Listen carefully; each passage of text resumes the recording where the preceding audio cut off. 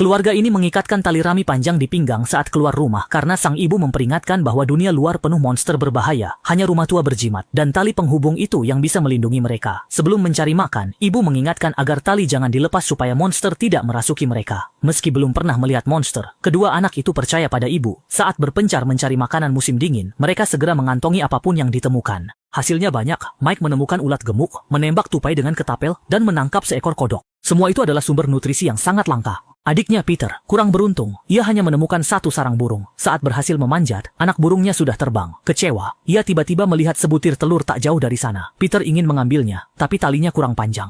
Melihat godaan itu, Peter sempat ragu, bahkan ingin lepas talinya. Untungnya kakaknya datang, ia curiga telur itu jebakan monster, jadi ia melarang adiknya lepas tali.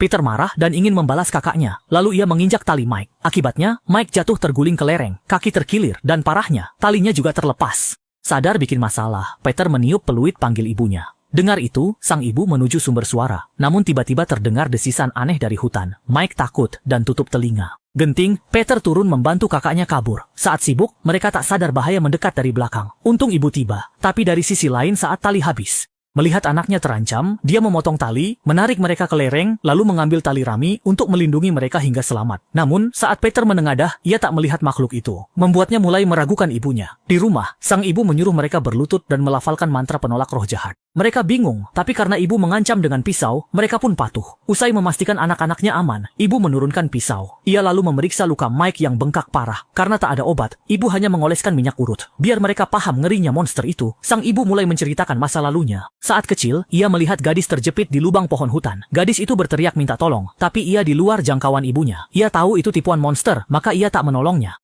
Dia memperingatkan monster itu bisa berubah wujud, jadi tali jangan dilepas. Usai makan, dia menyuruh anak-anaknya ke ruang bawah tanah yang katanya punya sihir untuk mengungkap wujud monster. Meski ibunya meyakinkan, Peter tetap ragu karena tadi siang mereka melepas tali tanpa terjadi apa-apa. Kini dia merasa ibunya gila dan takut mereka akan dibunuh, sebab ibu sudah membunuh kakek, nenek, serta ayahnya setelah bersentuhan dengan monster itu. Tanpa disadari, ragunya mengancam nyawa ibunya. Mike cedera kaki dan terkurung. Kini ibu dan anak cari makan. Musim dingin tiba, hewan-hewan pergi. Berhari-hari mereka tak temukan apapun, stok makanan menipis. Terpaksa, sang ibu pergi jauh mencari makan sendirian. Namun buruannya selalu lepas, ia pun pulang hampa. Akhirnya ia hanya mengupas kulit pohon, menggorengnya, lalu membumbuinya. Meski tak enak, ini cukup mengganjal perut. Saat stok habis, mereka terus mengikis kulit pohon. Tiba-tiba, Peter melihat ibu dan kakaknya hilang.